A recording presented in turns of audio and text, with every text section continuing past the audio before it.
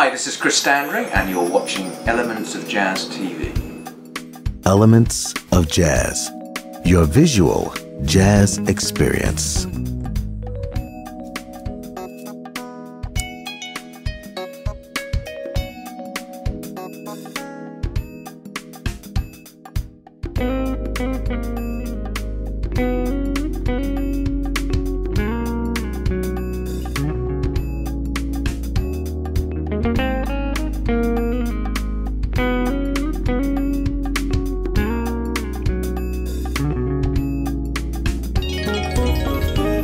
And thank you very much. This is called Send Me Some Snow, title track from the record.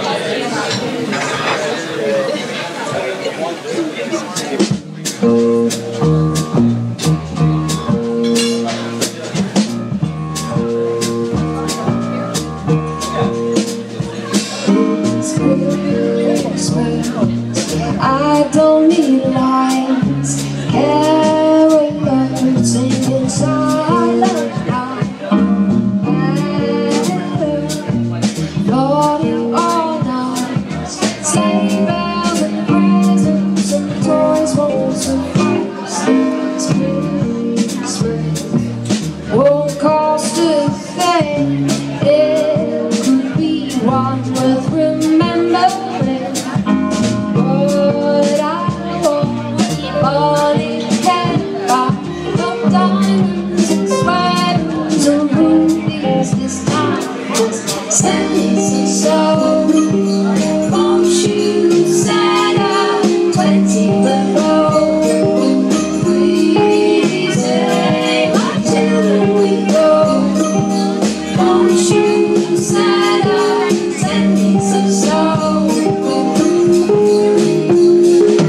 My first Christmas in love. From our holiday. And he's never made a snowman on snow cold. So sing the snowman, snowman. I want this one last, and I promise my love a white Christmas. Please send me some snow. Won't you sign up 20 below? Please say my children we go. Won't you sign up? Send me some snow. Please send me some snow.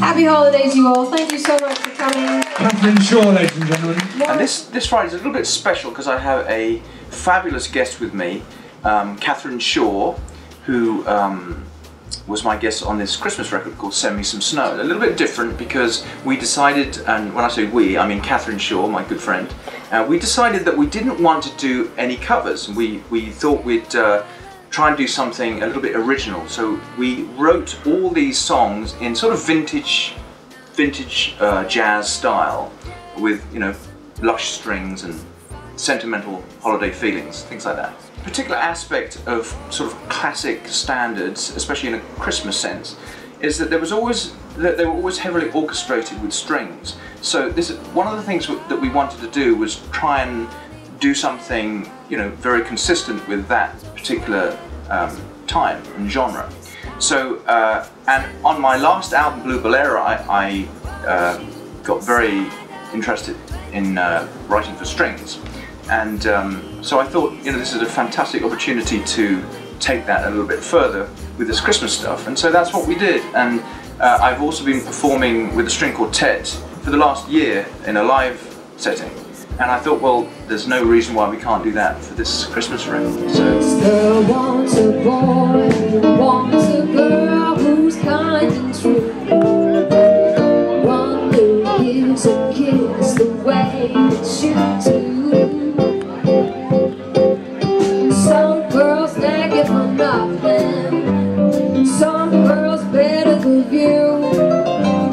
Some make you do things things you never would do, 'cause all girls love a mistletoe.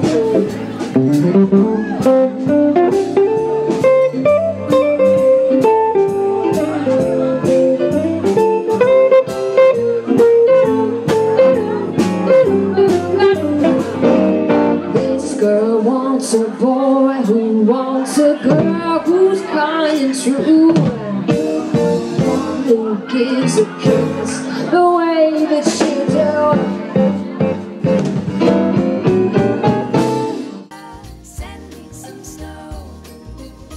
Well, I was born in a place called Aylesbury in Buckinghamshire, England, and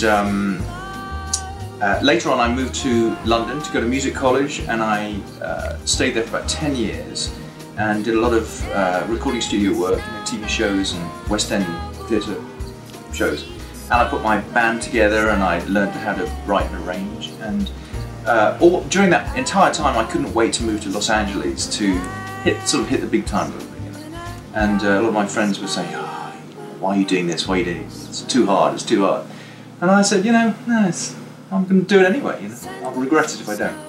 So February 1991 I made the big move to Los Angeles, and as they say, the rest is a mystery. I didn't really discover the guitar, you know. I always say that the guitar sort of handed itself to me. And in fact, interestingly enough, I was 2 years old when I played my very first guitar, and I had a toy guitar every year for my birthday until I was actually big enough to hold a real one. And so I had my first proper guitar when I was 6 years old and took, you know, classical guitar lessons. And you know, so I think, you know, at that early age, it's you don't really choose it; it sort of chooses you. Okay.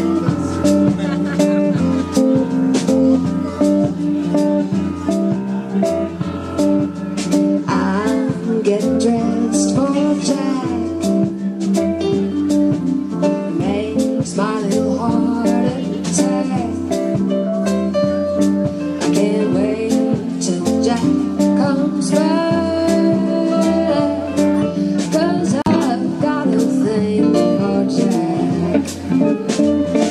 My musical influences, that's different. That's a difficult question, because growing up I had very different influences than I do now. But certainly growing up, I think my very first guitar hero was a Dutch guitar player called Jan Akkerman from a band called Focus. And then I discovered Jeff Beck, who is probably still one of my big influences. And I went through a sort of a phase of listening to a lot of sort of West Coast sort of jazz rock guitar players like Robin Ford, Steve Lukather and Larry Carlton, Lee Ritenour, those guys. And so that sort of whole West Coast flavour is a little bit under my belt as well. But I also went through a massive period of studying bebop jazz guitar, and so, you know, I listened to people like Joe Pass and Pat Martino. But also, you know, I studied Charlie Parker, and he was quite an influence, all that bebop stuff. It's not necessarily apparent in my playing these days, but it's definitely there, you know, and I come back to it from time to time.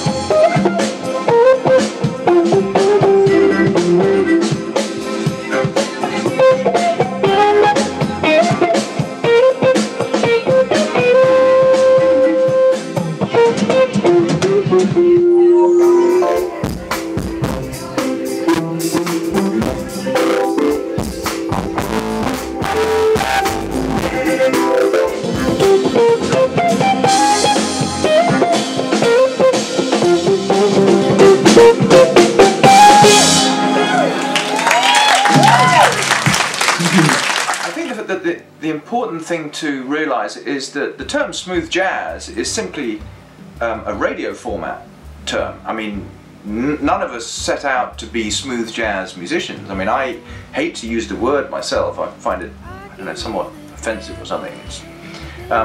But since the demise of most of the radio stations, we don't actually need to put ourselves in that category anymore. We can literally go back to soul jazz or contemporary jazz or groovy jazz or whatever you want to call this. It doesn't have to be that umbrella, and I think that was part of the problem. So now it's a matter of everybody just doing their own thing and being unique and grabbing their own sort of individual hubs and subscriber databases and Facebook and all that stuff, and then just grow their own little situation, and hopefully it'll become a big situation, you know. I have recorded a lot of music in quite a short amount of time too, and I need to stop.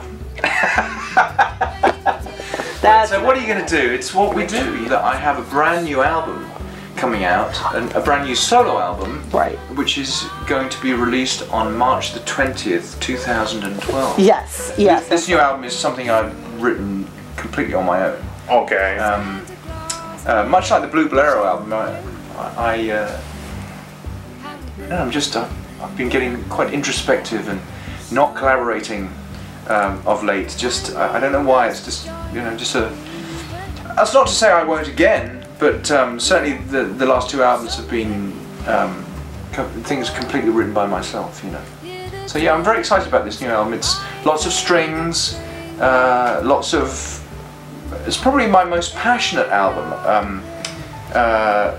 My last album was quite an introspective, honest album as well, but I think I got really passionate with my guitar playing on this album. So anyway, the album's called Electric Wonderland. Did I mention that? I don't know. This is the first album that I'm releasing that I don't refer to a track on the album in the title. For instance, the album, as I mentioned, is called Electric Wonderland, and there's no song called Electric Wonderland. So, yeah. That's interesting. Yeah, I mean, I can tell you that the album's probably the most dreamy album I've ever recorded, and so it's definitely got this sort of, it lends itself to lots of lush string writing. But I'm playing electric guitar on most of this album for the first time. I mean, I sort of put down the archtop jazz guitar for the most part. There are some tracks, but for the most part, I'm playing electric guitar. So I think the dreaminess and the fact that I'm playing this electric instrument, you know, led to that title.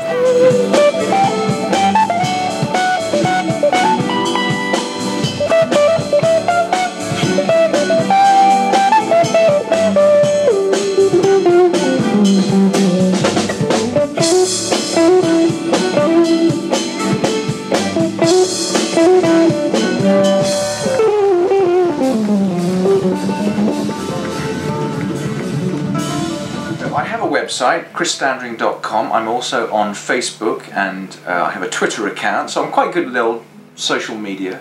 And I have a tour schedule at my website, so please do come by and send me an email too. I'd like to keep in touch that way. I'm quite good at it.